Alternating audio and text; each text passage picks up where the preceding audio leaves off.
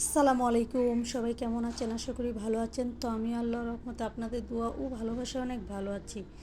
তো পরশুদিন রাতে হঠাৎ করে আমার মা আর মেয়ে মেরা পিঠা খেতে চেয়েছিল, তো মেরা পিঠা বানিয়ে নিলাম। মেরা পিঠা খাবে, আবার বসে আছে যে একটু ভর্তা দিয়ে খাবে। তো আর কি করা, তো কালকে একটু ভর্তা বানিয়ে নিলাম। তো আর পিঠাগুলো আবার একটু গরম করে নিলাম, নিয়ে বিভিন্ন প্রায় 4-5 আইটেমের ভর্তা বানিয়ে দিয়েছি পিঠার সাথে খাওয়ার জন্য। প্রথমে আমি শুকনো মরিচ ভেজে নিয়েছি, এখন কতগুলো রসুন ভেজে নিয়েছি। রসুনটা যখন হালকা সফট হয়ে আসবে তারপর কাঁচামরিচগুলো দিয়ে দেবো। কাঁচামরিচগুলোও একটু সফট করে তারপর বেশ অনেকটা পেঁয়াজ কুচি দিয়ে দেবো। মানে এখানে এই পেঁয়াজগুলো দিয়ে 4-5 ধরনের ভর্তা হবে। আর এদিকে পেঁয়াজটাও হয়ে গেছে, উঠিয়ে নিয়েছি। পেঁয়াজ, কাঁচামরিচ, রসুন, এদিকে বাদাম ভেজে নিলাম আর ডাল সিদ্ধ করে নিচ্ছি। তো প্রথমে আমি শুকনো মরিচগুলোকে হালকা হাতে ভেঙে নিয়েছিলাম সবগুলো ভর্তার জন্য, যাতে মানে পরবর্তীতে ঠান্ডা হলে কীরকম একটু হয়ে যায়, থেতলানো হয়ে যায়। তাই আগে থেকে আমি একটু আধ ভাঙা করে নিয়েছি। তো কাঁচামরিচ, শুকনো মরিচ আমি ভেজে বেটে নিয়েছি।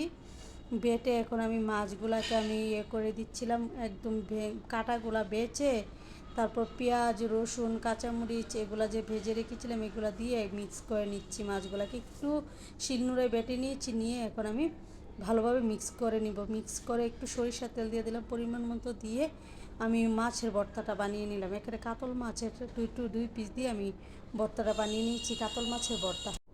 তো কাতল মাছের ভর্তাটা বানিয়ে এখন আমি বানিয়ে নেব বাকি অন্য আরেকটা ভর্তা।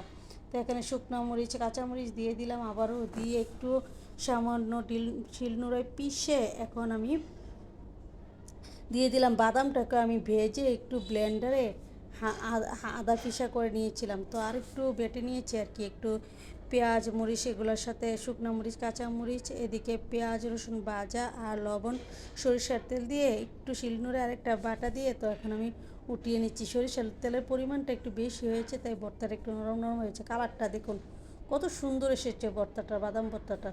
এখন আমি মুসুর ডাল ভর্তাটা বানিয়ে নেব। তো এখানে আমি মরিচ, কাঁচামরিচ, শুকনো মরিচ, তারপর লবণ এগুলো দিয়ে ডলে নেব ভালোভাবে, একদম ডলে তারপর পেঁয়াজ রসুনটাও দিয়ে দিলাম, দিয়ে ভালোভাবে ডলে একদম সুন্দর করে সরিষার ভর্তাটাও মুসুর ডালের ভর্তাটাও বানিয়ে নিলাম। দেখুন মুসুর ডালের ভর্তাটা তো এখন অনেকটা সরিষার তেল দিয়ে দিলাম, দিয়ে মুসুর ডালের ভর্তাটা বানিয়ে নিলাম। কালারটা দেখুন, মানে দেখিয়ে লোভ লাগছিল খেতে।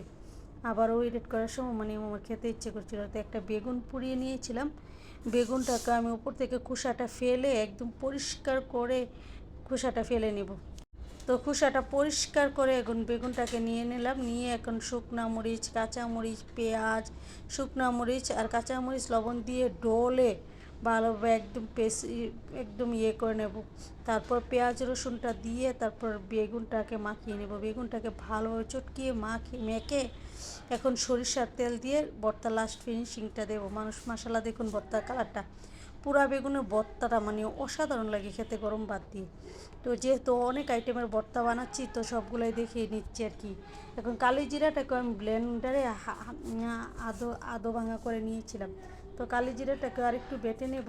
কালি জিরাটাকে আমি শুকনো খোলায় ভেজে নিয়েছি ভালোভাবে ধুয়ে পরিষ্কার করে। তো কালি জিরাটাকে আমি একটু ব্লেন্ডারে আদো ভাঙা করে নিয়েছি যেন আমার কাজটা একটু সহজ হয়।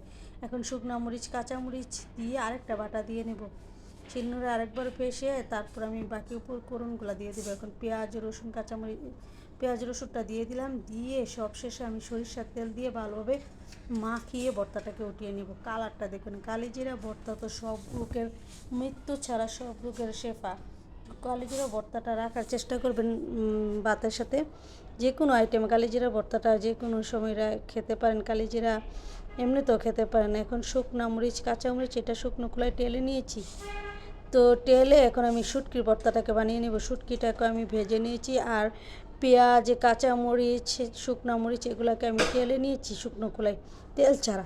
শুটকির ভর্তাটাকেও আমি মরিচ, শুকনো মরিচ, কাঁচামরিচ তারপর শুটকিটাকে বেটে এখন আমি টালা পেঁয়াজগুলো দিয়েছি, এভাবে টেলে নেবেন। তারপর ভাজা পেঁয়াজ রসুন একটু দিয়েছি আর দিয়ে দিলাম লবণ, দিয়ে আর একটু পেস্ট করে নেব। তো ভর্তাটা একটু কাঁচা, যেটা টালা পেঁয়াজ এটাকে একটু আদা বাটা রাখবো আর কি। মানে ভর্তাটাতে এত মজা হয়েছে। আর শুটকির ভর্তাটা আমি সরিষার তেল দিয়ে নিই, আমার কাছে শুটকির ভর্তা সরিষার তেল ভালো লাগে না, নর্মালি ভালো লাগে। এই তো আমার ভর্তাগুলো রেডি হয়ে গেছে। প্রথমে মাছের ভর্তাটা দেখুন, তারপর কালিজিরার ভর্তা, তারপর নিয়ে নিলাম ডাল ভর্তা, তারপর নিয়ে নিব বেগুন ভর্তা, তারপর নিয়ে নেব বাদাম ভর্তা, তারপর নিয়ে নেব শুটকি ভর্তা। নিয়ে আমি সুন্দর করে সাজিয়ে নিব। নিয়ে এখন আমি একে একে ভর্তাগুলোকে দেখিয়ে দিচ্ছি, আর সাথে মেরা পিঠাটাকেও নিয়ে নিলাম। তো আমি মোট এখানে কয় ধরনের ভর্তা, 6 আইটেমের ভর্তা বানিয়েছি। ভর্তাগুলো এত মজা হয়েছে। তো মেরা পিঠাটা একটু গরম করে দিয়েছি, মেরা পিঠাটা দিয়ে ভর্তা দিয়ে যা মজা লাগছিল। তো সবাই ভালো থাকবেন। আল্লাহ হাফেজ, আসসালামু আলাইকুম।